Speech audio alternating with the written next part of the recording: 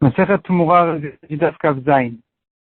La Gemara a posé une contradiction à propos de quelqu'un qui aurait employé un langage de dire Zu Tachaddu. Quand il avait deux bémots devant lui, il a dit celle-ci à la place de celle-là. Est-ce que ça prend un sens de Tumura ou bien ça prend un sens de rachat? Est-ce qu'il veut racheter ou il veut faire Tumura? Donc on a une contradiction. Première réponse dit la Gemara, ça dépend de quoi il s'agit. S'il s'agit d'une Kedusha de Misbéar, d'un corban, donc, qui est destiné au Misbéar, alors, quand il dit Zutachadzu, il veut dire par là que ce sera une Tumura. S'il s'agit d'une Kedusha de Bedekabait, quand il dit Zutachadzu, il veut dire par là qu'il vient racheter Bedekabait, donc c'est une Kedusha qui était destinée donc aux dépenses, aux frais du Bet Hamikdash, de la construction, des réparations. Ici, quand il dit l'une à la place de l'autre, il veut dire par là qu'elle vient racheter. La deuxième vient racheter la première. Ça, c'est une première réponse. Deuxième réponse, dit la Gemara, que même à propos d'un korban, on peut trouver les deux sens dans le mot Zutachadzu. S'il n'a pas de défaut, c'est une Tumura, et si son korban a un défaut, il avait l'intention certainement de le racheter. Troisième explication, dit la Gemara, troisième réponse, tout dépend sur quel BMA il a posé sa main. S'il a posé sa main sur le korban qui avait un défaut, il avait l'intention de le racheter. Parce que l'essentiel, en fait, de ce qu'il vient faire maintenant, c'est de s'occuper de ce problème-là qui est le korban qui a un défaut.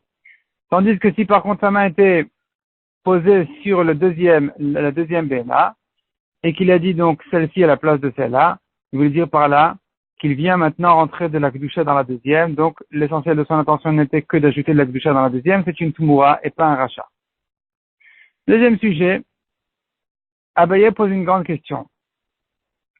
Quelqu'un qui avait donc deux bémots devant lui, de Kodesh, deux bémots de Korban, qui avait un défaut, et deux bémots de Choulin, qui n'avaient pas de défaut.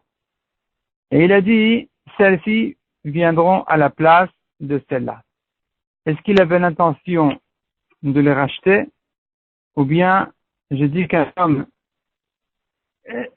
la question commence dans l'autre sens. Est-ce que je dis qu'il avait l'intention de faire Tumura, et donc il est ok, il est Chayav, ou je dis que non, un homme ne choisit pas un sens de Yissour, puisqu'il a interdit de faire Tumura, quand il peut rentrer dans sa même phrase un sens de Éther. Donc si j'ai deux manières d'expliquer sa phrase, certainement je dois l'interpréter dans le bon sens. Donc certainement il avait l'intention de racheter ces corbanos qui avaient un défaut, et pas de faire Tumura. La Gemara maintenant dit, si on admet effectivement j'interprète sa phrase en disant que plutôt il voulait racheter et pas faire Tumura. Dans le cas où il avait deux bémots de Korban, il avait un défaut, la deuxième n'en avait pas. Il avait en face de ça deux bémots de Choulin, une qui avait un défaut, une qui n'avait pas de défaut. Mais dans le Korban qui n'a pas de défaut, je ne peux expliquer que sa phrase que en tant que Tumura, parce qu'on ne peut pas le racheter. Donc s'il a dit maintenant sur les deux dernières, elles viennent à la place des deux premières, déjà le Korban qui n'a pas de défaut, il lui a fait Tumura. La question se pose sur la deuxième BMA. La deuxième BMA qui peut s'expliquer dans les deux sens, sachant qu'elle a un défaut. Est-ce que je dis qu'il a racheté sur la BMA qui a un défaut, donc c'est pas une Tumura, parce qu'une Tumura ne marche pas quand les deux bémots ont un défaut. Ou je dis que non, donc je reprends. Est-ce que je dis que c'est une Tumura? Est-ce que je dis qu'il a voulu faire une Tumura de la BMA du Korban qui a un défaut sur la BMA de Choulin qui n'en a pas? Ou bien je dis non. Ou bien je dis il va pas faire une Tumura parce que c'est interdit. Et donc certainement il a voulu la racheter, la BMA qui a un défaut, du Korban qui a un défaut, sur la BMA de Choulin qui a aussi un défaut. Ou ça ne peut s'expliquer qu'en tant que rachat et pas en tant que Tumura parce qu'on ne peut pas faire Tumura de cette manière-là. Et si on dit, la Gemara continue en disant, si vraiment on admet que même dans ce cas-là, je m'efforce d'expliquer ces paroles de manière à ne pas le rentrer dans un issour, donc je dirais que malgré que le korban qui n'a pas de défaut, ici effectivement il lui a fait Trouma, mais le korban qui a un défaut, je fais tout pour expliquer qu'il n'a pas voulu, il n'avait pas l'intention de faire Tumura, mais que de le racheter. Donc certainement il a voulu le racheter sur l'autre béma qui a un défaut, et donc ici ça ne peut pas être Tumura. Comment est-ce que je vais dire dans le cas où il avait trois béhémotes, et deux d'entre elles n'avaient trois corbanotes, deux d'entre eux, de ces corbanotes-là, n'avaient pas de défaut. C'est que le troisième qui avait un défaut. Alors ici, il a déjà fait 2 tmurot. Et la troisième, je ne sais pas comment l'expliquer. Est-ce que c'est une tmura ou c'est un rachat? J'ai les deux manières de l'expliquer. Est-ce que je vais selon le Rov, je dis que la troisième c'est aussi une tmura ou non? Ou je dis non, est-ce que je peux sauver de Issour? Je sauve, donc peut-être la troisième c'est quand même un rachat. C'est quand même, il a quand même voulu racheter la troisième BMA. Et la Gemara continue à dire, si tu veux dire qu'ici, quand même, on explique, on s'efforce à l'interpréter de manière à dire qu'il n'a pas fait 3 avérotes, mais que 2, qu'est-ce que je dirais dans le cas où il en a fait au moins 3? Dans le cas où il avait 4 bémotes qui n'avaient pas de, 4 bémotes de korban, 3 qui n'avaient pas de défaut, donc et qu'il avait 4 bémotes de choulin. Donc, les 3 déjà, qui n'avaient pas de défaut comme korban, eux, c'était une tumura. Il leur a fait une tumura en disant sur les dernières qu'elles sont à la place des premières. La quatrième, Bema de Korban, là je peux l'expliquer de deux manières. Est-ce que je dis qu'il a déjà une chazaka 3 fois d'avoir fait la vera de Tumura, et donc la quatrième aussi, autant dire qu'il a certainement eu l'intention de faire Tumura, ou bien je dis non, puisqu'il avait un défaut, que la quatrième, puisque la quatrième avait un défaut, que je peux l'expliquer en disant qu'il a fait quand même un rachat et pas Tumura, alors je préfère dire comme ça, avec ma reste en safek. Passons au prochain sujet du DAF. On a vu dans la Mishnah que quand on vient racheter un korban qui a un défaut sur une autre BMA, alors la Mishnah dit qu'il faut faire attention que les valeurs soient équivalentes, que la BMA de Choulin, qui prend maintenant la Gdusha du korban qui vient le racheter, elle est la même valeur que le korban lui-même. La Gemara maintenant ramène dessus une marloquette Rabbi Yochanan et Resh Lakish. Selon Rabbi Yochanan, ce rachat-là, donc d'avoir acheté, de faire attention qu'elles aient la même valeur, c'est une halakha qui n'est que des Rabbanan. Selon Resh Lakish, c'est une halakha d'oraïta de faire attention à ce que quand je rachète le Ekdesh, eh bien, la béma sur laquelle il est racheté n'est pas une valeur moins importante que le Ekdesh lui-même. La Gemara rentre un peu dans les détails de cette marloquette. De quel cas il s'agit, sachant que nous avons une Mishnah qui dit que si le Ekdesh a été trompé d'un sixième, eh bien, ce qu'on a fait est fait. Il n'y a pas de, le Ekdesh ne peut pas réclamer sa perte. Donc, de quoi il s'agit? Si certainement la marloquette est dans le cas où il y a une perte de plus qu'un sixième.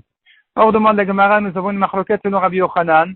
Est-ce que lorsque le Ekdesh a perdu plus qu'un sixième, alors je dis que il faut tout le rachat est annulé ou pas?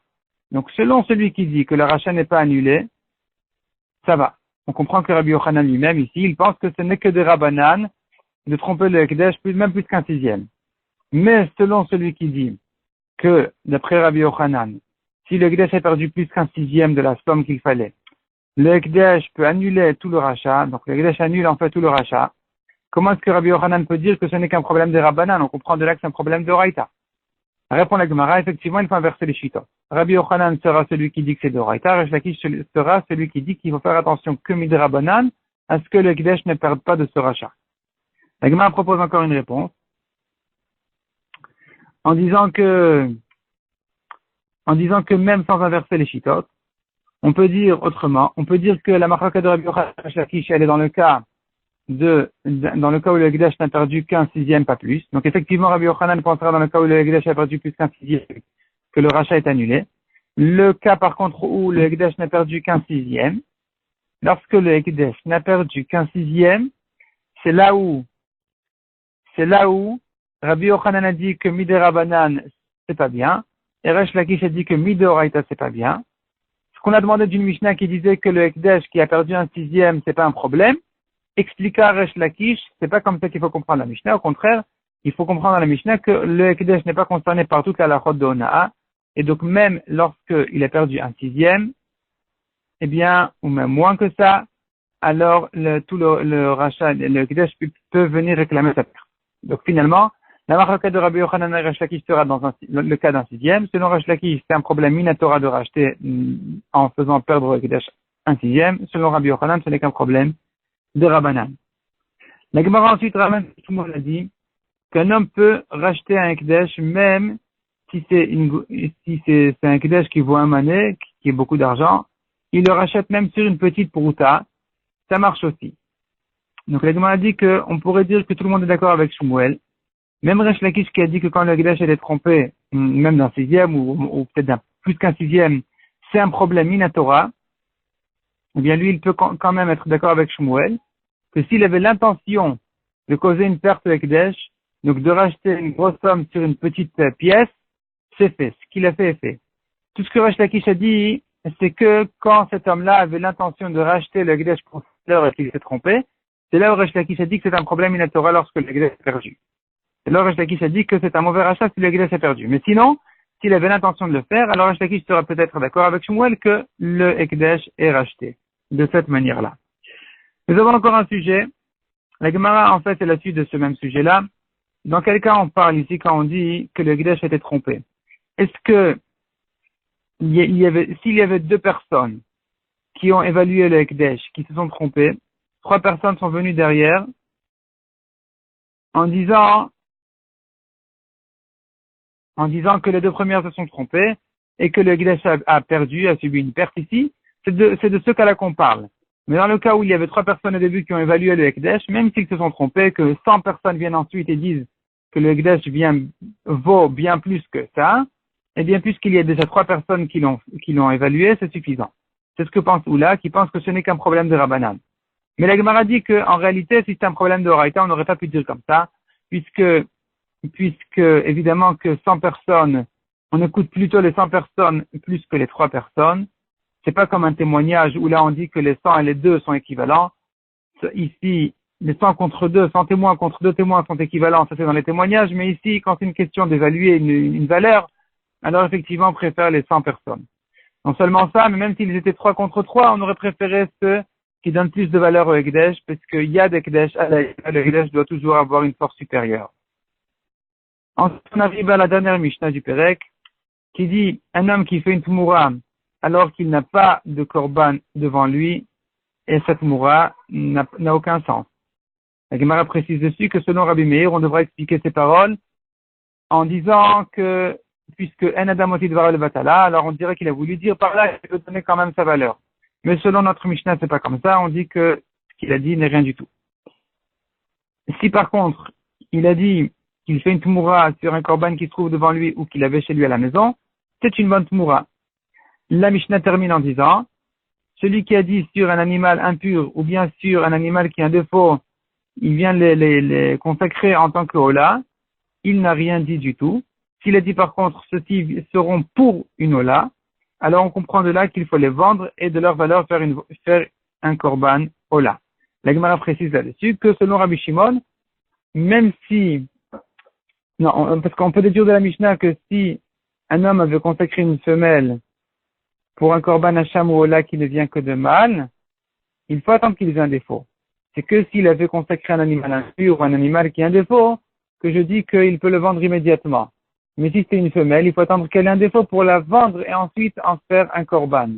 C'est ce qu'on peut déduire de la Mishnah, et pas comme Rabbi Shimon qui pense que, puisque la femelle est psoula pour Ola, alors c'est suffisant pour la vendre immédiatement. Même avant d'attendre qu'elle ait un défaut.